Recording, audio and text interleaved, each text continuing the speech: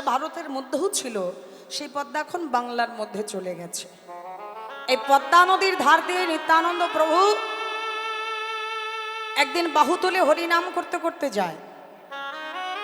আর এই হরিনাম করতে করতে যখন চলেছে, এমন সময় পদ্মা নদী উথাল পাথাল বেগে বইতে বইতে ওই নিত্যানন্দ প্রভুর চরণে এসে আছড়ে পড়েছে।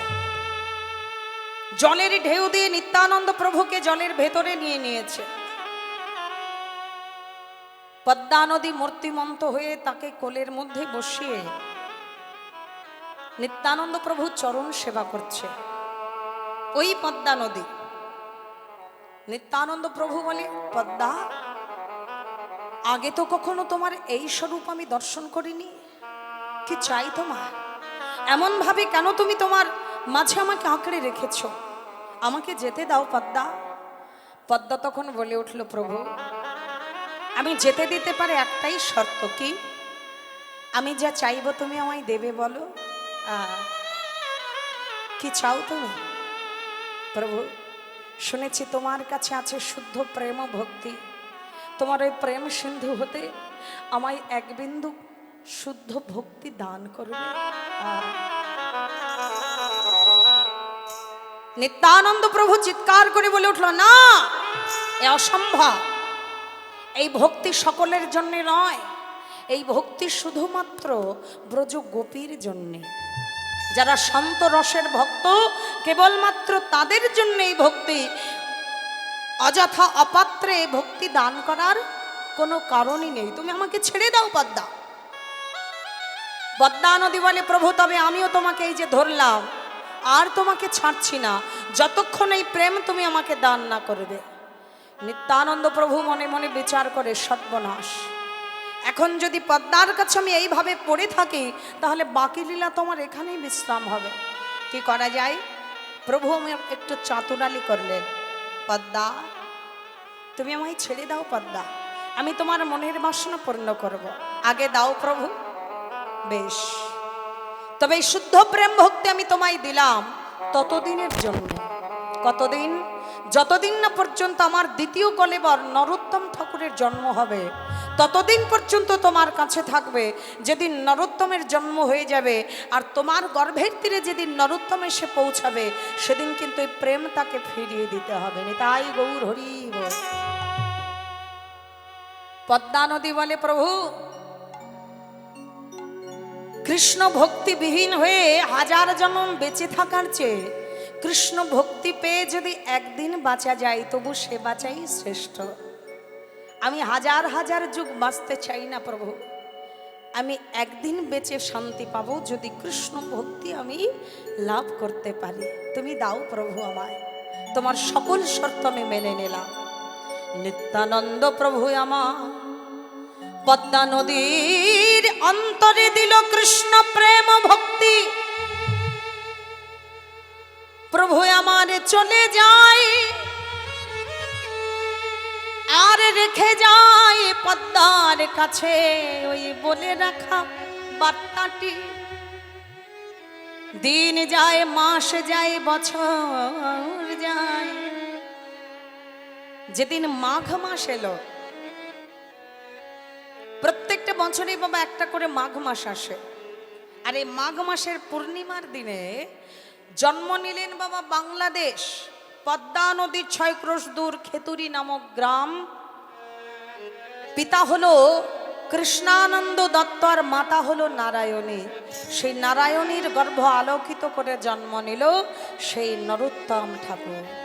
কিবা মাঘে পূর্ণিমা ওগো দিনেতে হয়, আরে মাঘে পূর্ণিমা দিনেতে হয়।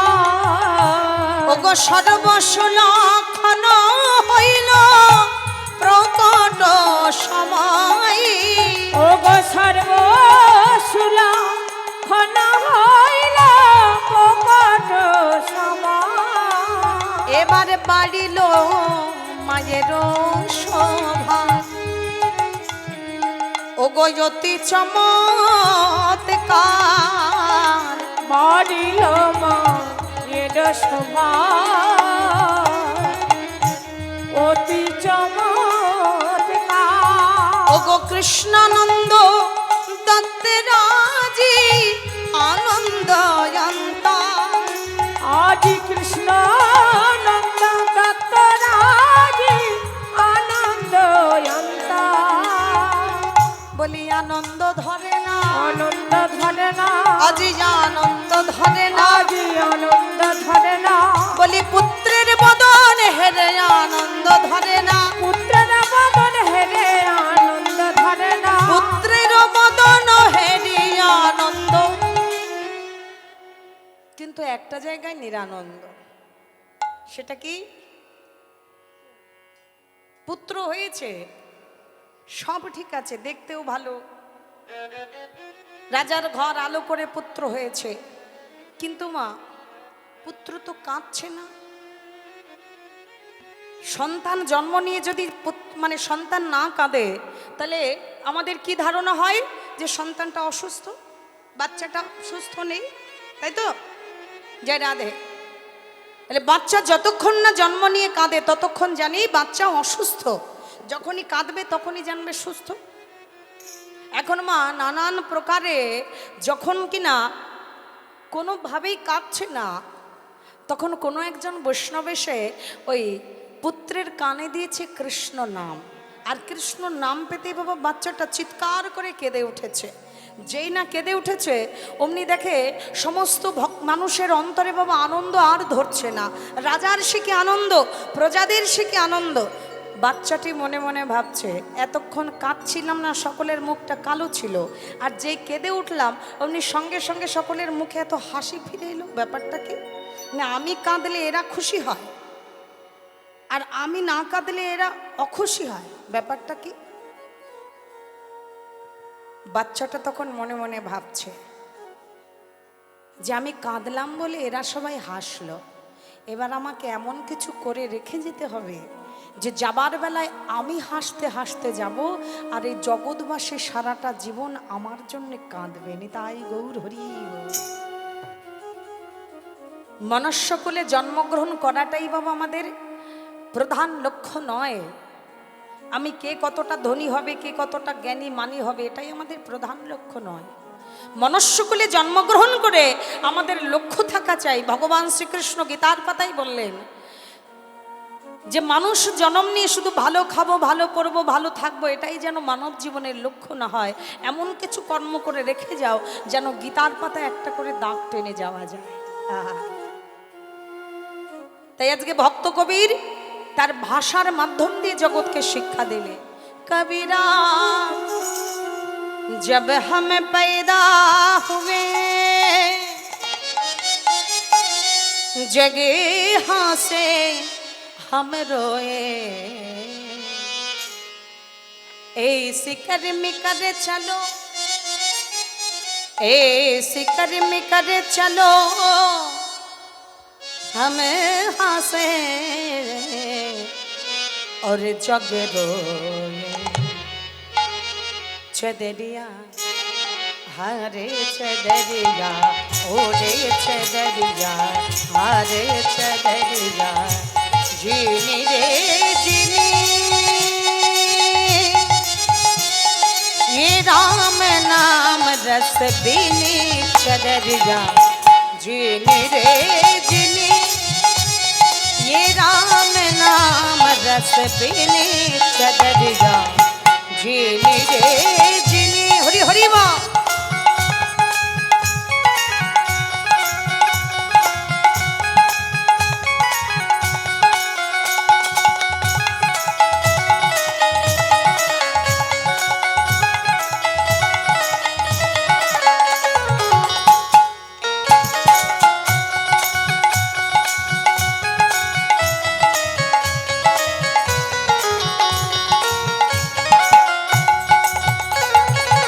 अष्टकमल का चरखा बनाया, पाँच तक की पूनी चदरिया, ये पाँच तक की पूनी।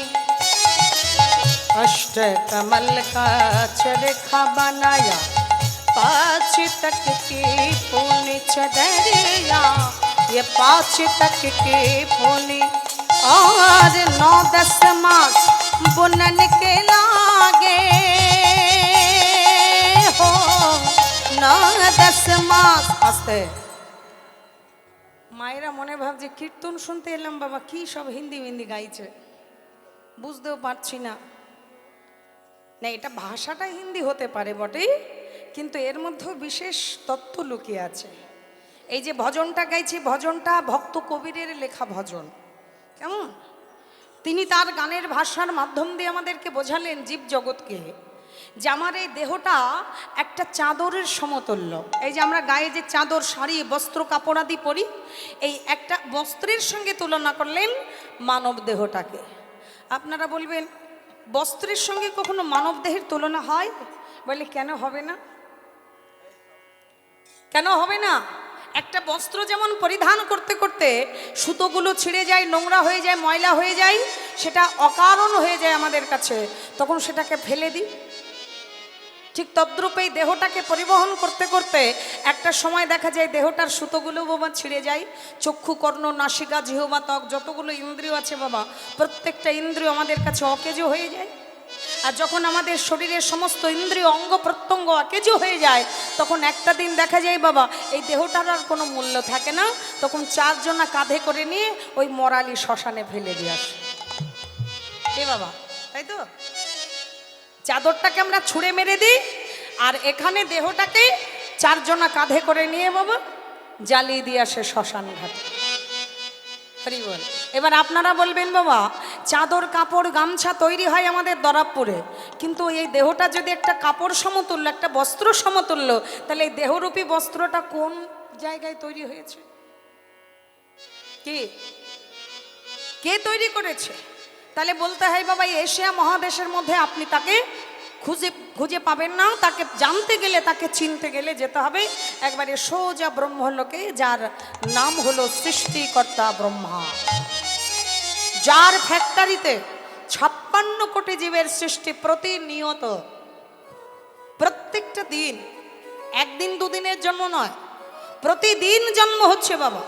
হরি বল। কেমন? প্রত্যেকটা দিন জন্ম হচ্ছে সেই ব্রহ্মার কোম্পানিতে বাবা। 56 কোটি জীব, কি কি?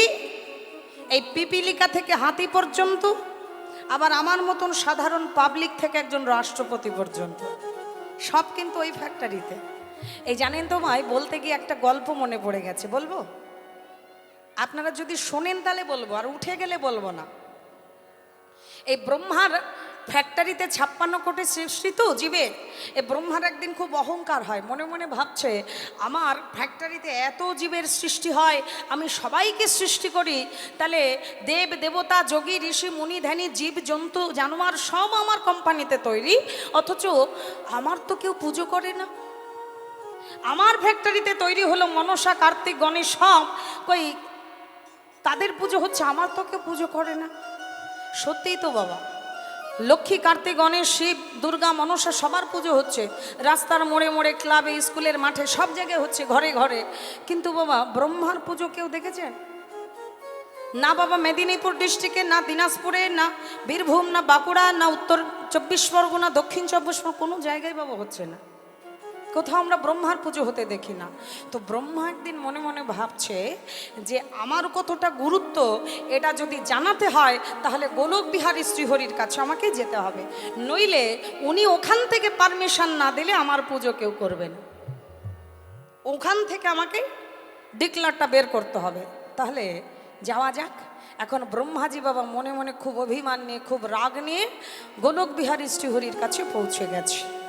হ্যাঁ, যখন যাচ্ছে ভগবানের নাম গাইতে গাইতে যাচ্ছে, বেদনাহারি ও হে শ্রী মুরারি, নম নম নম নম হরি হরি মা।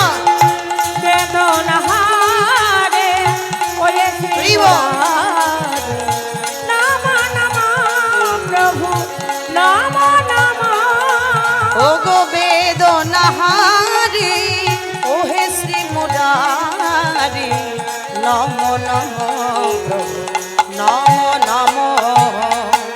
সন্ধ্যা সকালে ডাকি হে তোমারে, সন্ধ্যা সকালে ডাকি হে তোমারে, সন্ধ্যা সকালে ডাকি হে তোমারে, সকালে ডাকি হে তোমারে, হৃদয়াঙ্গিনায় মম বেদনারে হয়েছি মুরারে, নম নম গোলক বিহারী শ্রীহরির জয় হোক, জয় হো, গোলক বিহারী শ্রীহরির জয় হোক। জয় হো। আরে আরে আরে ব্রহ্মাজি, প্রজাপতি ব্রহ্মা, আপনি হঠাৎ করে, আরে আসুন আসুন বসুন, কি ব্যাপার আপনি খবর বার্তা না দিয়ে চলে এলেন? আসলে আমি এসেছি একটা বিশেষ কারণে, খুব গম্ভীর সুরে বলছে, মুখটা ভার করে নিয়ে, মুখটা কালো করে নিয়ে, বুঝা, আমি এসেছি একটা বিশেষ কারণে। কি কারণ প্রভু? বলুন আপনার, আমি কিভাবে সেবা করতে পারি? বসুন আসুন। যখন আসন দিয়েছে তখন ব্রহ্মাজি বলছে, দেখুন আপনার এখানে আমি বসতে আসিনি, আমি কিছু বিশেষ দরকারে এখানে এসেছি। দরকার? তাহলে বলুন। আসলে এই যে দেখুন, এতগুলো দিন লকডাউন গেল, এই যে মায়েরা লকডাউন মাঝখানে গিয়েছিল তো, করোনা ভাইরাসের জন্য কত না যন্ত্রণা আমরা ভোগ করেছি। ঘরের থেকে বেরোনো যাবে না, কারোর সঙ্গে মেশা যাবে না, হ্যাঁ, কত রকমের সিস্টেম নিয়ে আমাদের চলতে হয়েছে। বলে এই যে মাঝখানে এতগুলো দিন লকডাউন গেল, সরকারি চাকুরিজীবী থেকে সাধারণ পাবলিক সবাই বাবা সব কিছুতে ছুটি পেল। তাহলে আমি যে একটা কোম্পানি খুলেছি, এতগুলো জীবের সৃষ্টি আমার ফ্যাক্টরিতে হয়, কই আমার তো ছুটি হলো না, আমার তো ছুটি হলো না, আমার তো ডিউটি করেই যেতে হচ্ছে, জীবের সৃষ্টি করেই যেতে হচ্ছে। তাহলে আমার তো বয়স হয়েছে, আমারও তো ছুটি ছাটার দরকার আছে। তাই আমি এসেছি আপনার কাছে কিছুদিনের জন্য ছুটি নিতে। মানে কিছু তো একটা বলে বাবা ছুটিটা নিতে হবে, জায়গাটা বোঝাতে হবে যে ব্রহ্মার কতটা গুরুত্ব। তো ভগবান শ্রীহরি বলছে, না না ব্রহ্মা, তা কি করে হয়? আপনি যদি ছুটি নেন তাহলে তো সৃষ্টি রসাতল হয়ে যাবে, এটা সম্ভব না, আপনার ছুটি দেওয়া যাবে না। ব্রহ্মাজি তখন মনে মনে ভাবছে, দেখেছো আমার কতটা ইম্পর্টেন্স, বাপরে বাপ, আমার কতটা গুরুত্ব। হ্যাঁ, বলে সবার ছুটি হলো, আমাকে ছুটি দেওয়া যাবে না। তাহলে এখানেই বোঝাতে হবে শ্রীহরিকে যে আমার কতখানি গুরুত্ব, সবার পুজো হয়, আমার কেন পুজো হয় না? তখন ব্রহ্মাজি আরেকটু গম্ভীর সুরে বলছে, শোনো শ্রীহরি, ছুটি আমাকে দিতেই হবে, কেননা আমার বয়স হয়েছে, আমি প্রত্যেক দিন ডিউটি দিতে পারবো না, আমাকে ছুটি দিতেই হবে। যখন বারবার করে বলছে শ্রীহরি যে দেওয়া যাবে না, তথাপিও একই কথা বলে চলেছে, তখন শ্রীহরি মনে মনে ভাবছে, তিনি তো অন্তর্যামী মা, তাই আমার আপনার মতন মানুষের অন্তরের কথা তিনি আগে থেকেই জানতে পারে। শ্রীহরি মনে মনে ভেবে নিলেন যে সৃষ্টিকর্তা ব্রহ্মা, আসলে ছুটিটা তোমার মেন প্রয়োজন না, তুমি আমাকে একটু টাইট দিতে এসেছো, আমাকে একটু বোঝাতে এসেছো যে তোমার কতটা গুরুত্ব। বেশ, তাহলে আমাকে টাইট দিতে গিয়ে শেষে দেখো তুমি না টাইটে পড়ে যাও। হরি বল। তাহলে ছুটি যখন চাইছো এত করে, ঠিক আছে আমি তোমাকে ছুটি দিলাম, যাও ব্রহ্মাজি, আমি তোমাকে ছুটি দিয়ে দিলাম, যাও। যেই না বলা, আর ব্রহ্মাজি অমনি বাবা এক লাফ দিয়ে ওখান থেকে বেরিয়ে এসে মনে মনে ভাবছে, হ্যাঁ গোলক বিহারীজি, আমি তো তোমাকে বলিনি যে কদিনের জন্য ছুটি নিলাম, 3 দিনের জন্য না 3 মাসের জন্যে, আর তুমিও আমাকে উল্লেখ করে বলনি যে তুমি 6 দিনের জন্য ছুটি দিলে না 6 বছরের জন্য দিলে। হরি বল। তাহলে আমি মনে মনে ভেবে নিয়েছি একটা, অন্তত কমপক্ষে 6 মাস আমার ফ্যাক্টরির দরজা বন্ধ রাখবো, তাহলে তুমি বুঝতে পারবে যে আমার কতটা গুরুত্ব। এখন মনে মনে ভাবতে ভাবতে আসছে, আর মনে খুব আনন্দ হচ্ছে বাবা, হ্যাঁ খুব আনন্দ হচ্ছে। বলো বলো শ্রীহরি জিউ কি, গোলক বিহারী শ্রীহরি জিউ কি, জগ মে সুন্দর হে দো নাম।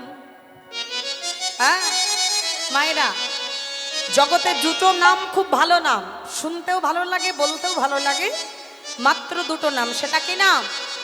जग में सुंदर है दो नाम, चाहे कृष्ण का हो या राम। बोलो राम राम राम बोलो श्याम श्याम, हरि हरि बोल। राम राम राम बोलो श्याम श्याम श्याम। बोलो राम राम राम बोलो श्याम श्याम श्याम। जग में सुंदर है दो नाम, चाहे कृष्ण का हो या राम।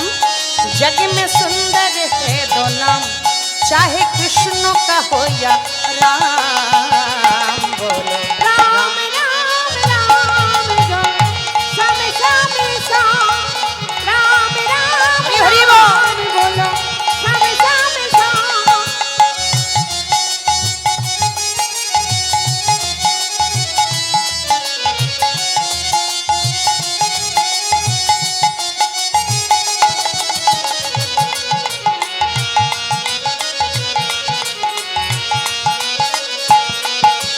माखन ब्रिज में एक चुरावे,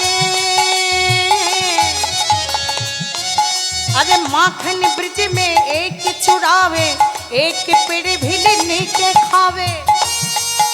और दोनों प्रेम से भरे अनोखे, और दोनों प्रेम से भरे अनोखे, दोनों के है काम। बोलो राम राम राम बोलो श्याम श्याम श्याम। बोलो राम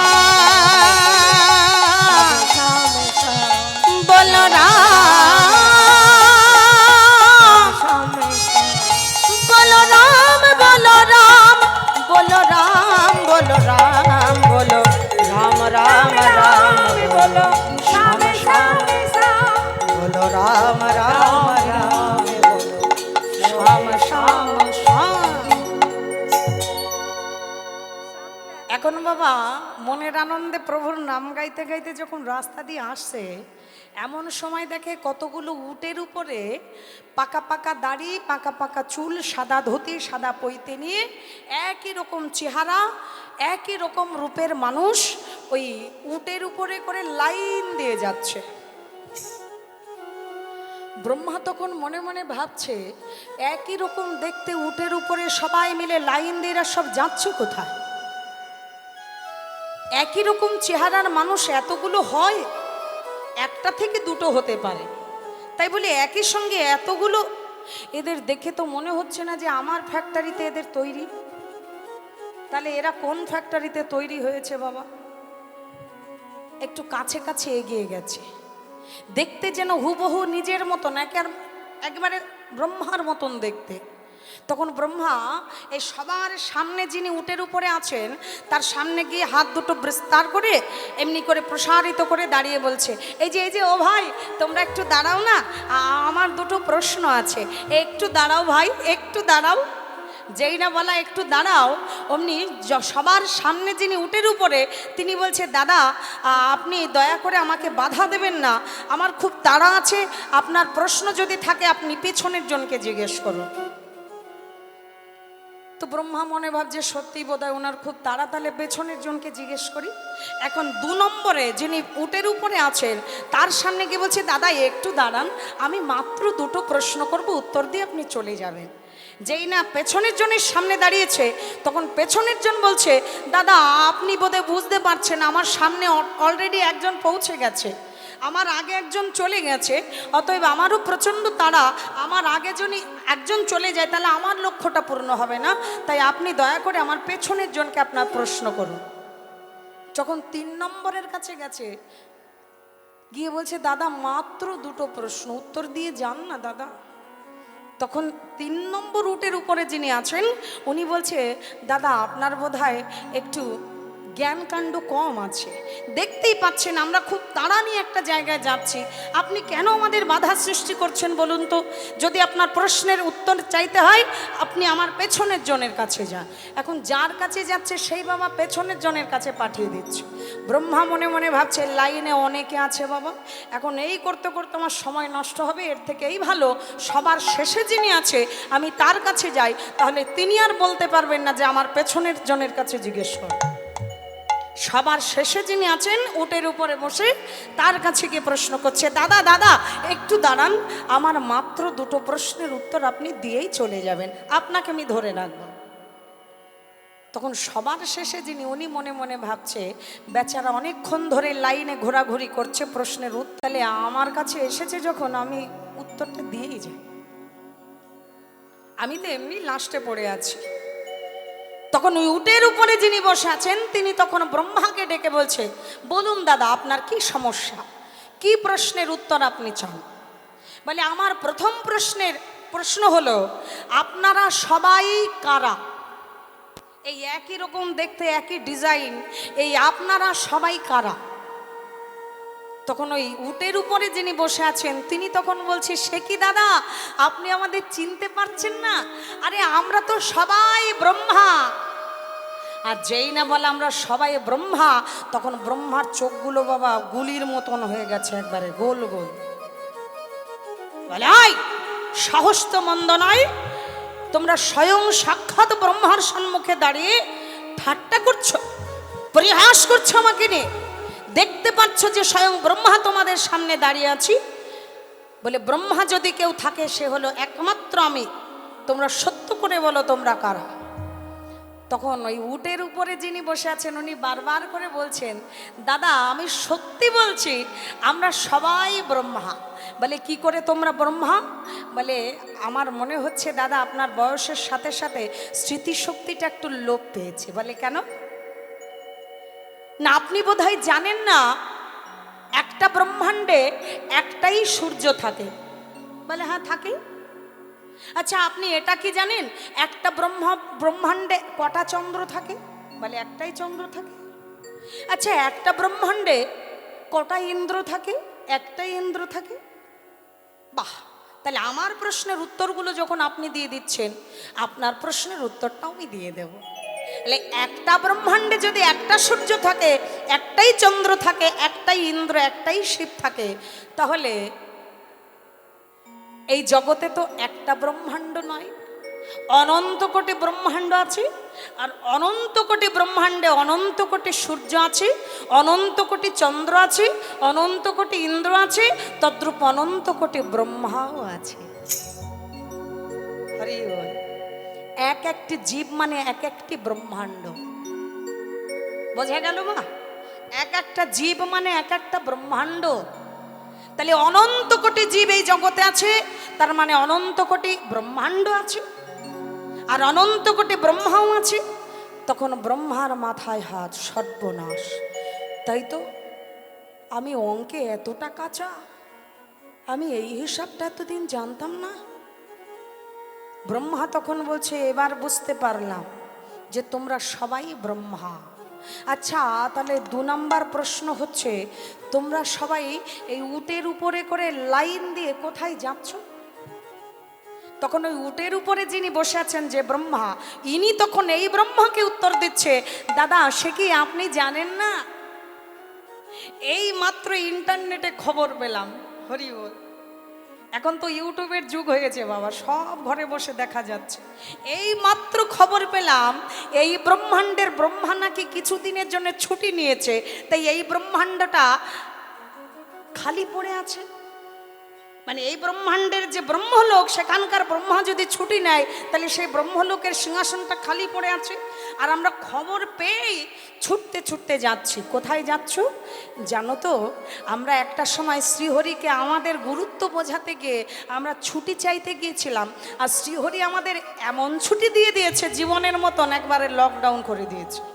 আমাদের ব্রহ্মাণ্ডের দরজা এমন করে বন্ধ করে দিয়েছে ব্রহ্মলোকে যে আমাদের সিংহাসনে আর বসবার সুযোগ পেলাম না। তাই এখন সবাই শুনতে পেয়েছি যে এই ব্রহ্মাণ্ডের এই ব্রহ্মলোকের ব্রহ্মাও নাকি ছুটি নিয়েছে, তাই এই সিংহাসনটা খালি পড়ে আছে। এবার আমরা সবাই যাচ্ছি ইন্টারভিউ দিতে, যদি হারানো চাকরিটা ফিরে পাওয়া যায়। নিতাই গৌর হরি। ব্রহ্মা তখন মাথায় হাত দিয়ে বলছে, সর্বনাশ, আমি ভগবানকে সোজা করতে গিয়ে তো এখন নিজেই সোজা হয়ে গেলাম, এখন কি হবে? এই ব্রহ্মা যখন মাথায় হাত, এমন সময় চোখ বন্ধ করে মাথায় হাত দিয়ে পড়ে আছে ব্রহ্মা চিন্তিত অবস্থায় যে আমি এ কি করলাম, আমি জেনে বুঝে আমার রাজ্য হারিয়ে দিলাম, আমার সিংহাসন আমি ছি ছি ছি, আমি কি করলাম? আর এমন সময় গোলক বিহারী শ্রীহরি এসে সম্মুখে দাঁড়িয়ে ডেকে উঠল, প্রজাপতি ব্রহ্মা। কে কে কে? আমি গো আমি। প্রভু তুমি? আমাকে যে আসতেই হতো ব্রহ্মা, নইলে যে তুমি বড় সমস্যায় পড়ে গিয়েছ। প্রভু আমি বুঝতে পারিনি যে আমি তোমাকে একটু পানিশমেন্ট দিতে গিয়ে আমি নিজেই পড়ে যাব পানিশমেন্টে। প্রভু এ আমার কি হলো? ব্রহ্মা এতদিন তোমার বড় অহংকার ছিল, তুমি হাজারো হাজারো লক্ষ লক্ষ কোটি কোটি জীবের সৃষ্টি করো, তুমি হলে সৃষ্টিকর্তা, তুমি ছাড়া জগতে সৃষ্টি করার কেউ নেই। কিন্তু একটা কথা জেনে রেখো, রাজমিস্ত্রি যিনি তার ঘর করার ক্ষমতা আছে, কিন্তু ম্যাটেরিয়াল তৈরি করে ঘর করার ক্ষমতা তার নেই। তাকে মালিক যদি ম্যাটেরিয়াল জোগাড় করে দেয়, ইট বালি রড সিমেন্ট এনে দেয়, তবেই রাজমিস্ত্রি একটা ঘর তৈরি করতে পারে। তাই তুমি তৈরি করতে পারো বটে, সৃষ্টিকর্তা হতে পারো, কিন্তু ম্যাটেরিয়ালটা আমি যোগান দিই, তাই তুমি তৈরি করো। নিতাই গৌর হরি। এই মানব দেহে যত হাড় মাংস রক্ত মজ্জা যা কিছু আছে, এটা আমি তোমাকে যোগান দিই, তাই নিয়ে তুমি তৈরি করে এত অহংকার করছো ব্রহ্মা। ও গো কারিগরের বলি হারি বল হরি। ও গো কারিগরের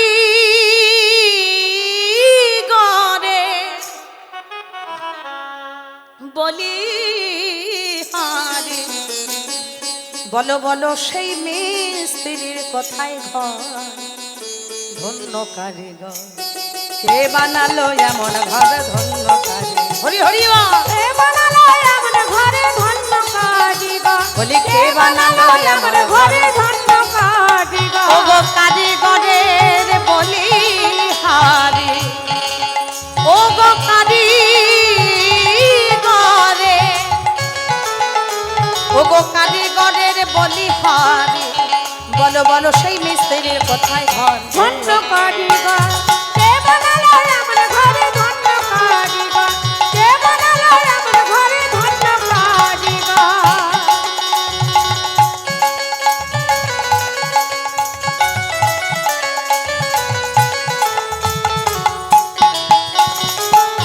হরি হরি বল। এ ঘরের মোট দুটি খুঁটি, বেশ পরিপাটি, আবার বাঁধন ছাদন দড়ি দড়া 3.5 কোটি। আস্তে আস্তে আস্তে।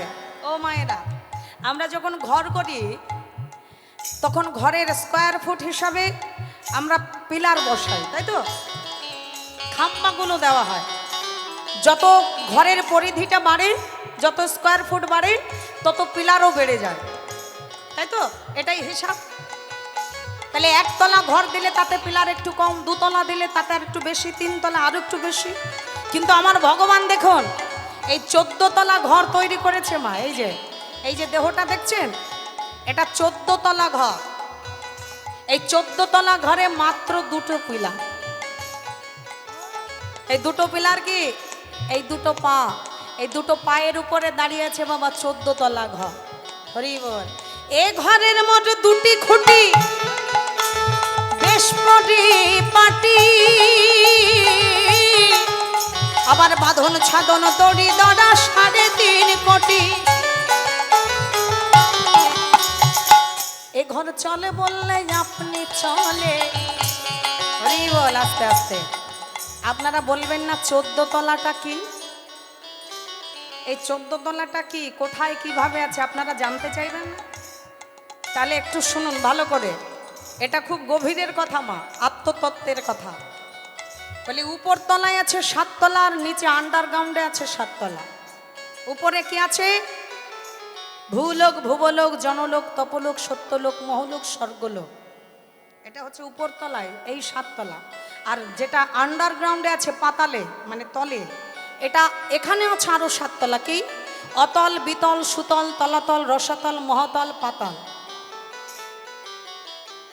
এই নিচে আছে বাবা 7 তলা। হরি বল। এই জন্য মহাজন কলম দিচ্ছে, এ ঘরের মোর দুটি খুঁটি, আহা বেশ পাটি, আবার বাঁধন ছাদন দড়ি দড়া 3.5 কোটি। এ ঘরে চলে বললে আপনি চলে মনামা,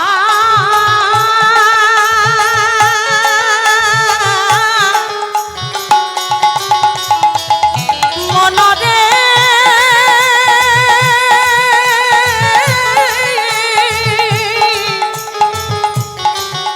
মনে মনামা।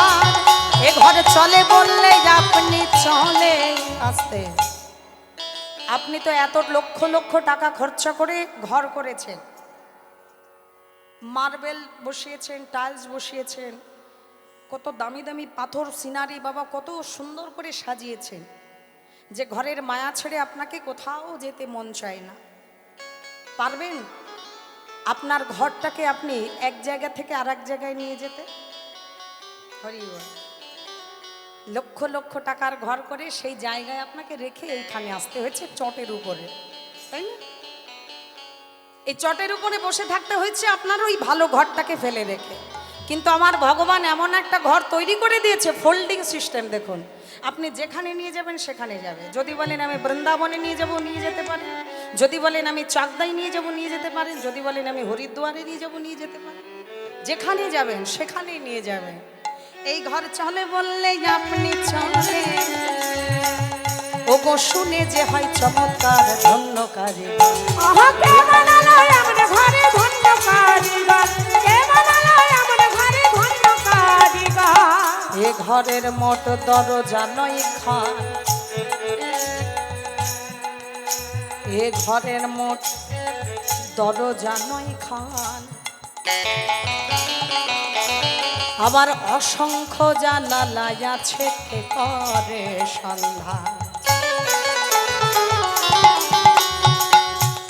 এই যে 14 তলা ঘর, এই 14 তলা ঘরে দরজা কটা? 9 খানা দরজা। কোথায় কোথায়? তাহলে একটু ভালো করে দেখিয়ে দিই মা। উপর তলায় আছে 7টা দরজা, আর নিচতলায় মানে আন্ডারগ্রাউন্ডে আছে আর 2টো দরজা। এই 2টো চোখ মানে 2টো দরজা, 2টো কর্ণ, 2টো দরজা। কটা হলো? 4টে। নাসিকায় 2টো ছিদ্র, 6টা। বদনে 1টা, 7টা। এটা উপর তলার কেস। আর নিচতলায় কে আছে? আরও 2টো, পায়ু আর উপস্থ, মানে যেটাকে বলা হয় মলদ্বার আর মূত্রদ্বার। এই 2টো দরজা আছে সেখানে। এই কটা নিয়ে হলো 9টা দরজা। আর জানালা কটা বললাম? অসংখ্য জানালা আছে, কে করে সন্ধান। আস্তে, মানে আমরা ঘরকে যেমন ঠান্ডা রাখতে গেলে জানালার ব্যবস্থা করি, তেমন এই দেহ ঘরটাকে যাতে ঠান্ডা করা হয়, ঠান্ডা করা যায়, বাইরের বাতাস যদি যেমন পাস হতে পারে, তার জন্যে অসংখ্য জানালা আছে। এই জানালাটা কোথায় দেখুন? প্রত্যেকটা লোমকূপের গোড়ায় গোড়ায় দেখবেন ছিদ্র আছে। কিন্তু কি আশ্চর্য সৃষ্টি দেখুন, প্রতিটা লোমকূপের গোড়ায় গোড়ায় ছিদ্র আছে। আমরা পুকুরে ডুবে স্নান করছি, কলের মধ্যে গিয়ে বালতি বালতি জল ঢেলে নিচ্ছি, এক বিন্দু জল কিন্তু শরীরের ভেতরে প্রবেশ হচ্ছে না, তাই না? ভেতর থেকে শাটার দেওয়া হয়ে যাচ্ছে, বন্ধ হয়ে যাচ্ছে, ভেতরে আর যেতে পারছে না। অথচ ভেতরের যে জলটা, সেটা যখন গরম হয়ে যাচ্ছে, সেটা আবার বাবা বাইরে বাহির করার কি সুন্দর ব্যবস্থা দেখুন, ঘাম হয়ে বেরিয়ে আসছে। কি অপূর্ব সৃষ্টি আমার ভগবান, তাই না মা? এই জন্য বলে এ ঘরের মোট দরজা 9 খান, আবার অসংখ্য জানালা আছে, কে করে সন্ধান। আবার মেপে দেখো 14 প্রভা, ভোলা মনামা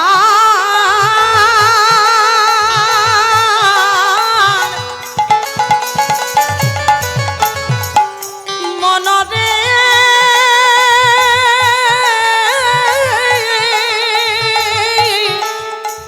মনরে মনামা।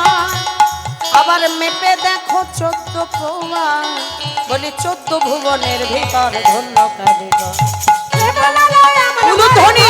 কারিগর, বলি কে বানালো আমার ঘরে ধন্য কারিগর। আহা কারিগরের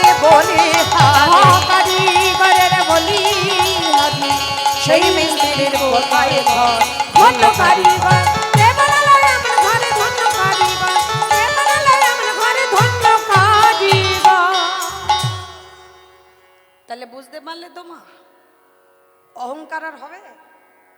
করবে কোনো দিন? আর মায়েরা হাসতে দেখেছো কাণ্ড, বলে আর কোনোদিন করব না। যে টাইট পেয়ে গেল ব্রহ্মা, আর আমরা তো কোথাকার ছাড় বাবা, নগণ্য মানুষ, আমাদের কি ছেড়ে কথা বলবে? যেখানে সৃষ্টিকর্তা ব্রহ্মা বাবা পার পেল না, আর আমাদের মতন মানুষ তারা কি পার পায়? এই জন্য বলে একদম নয়।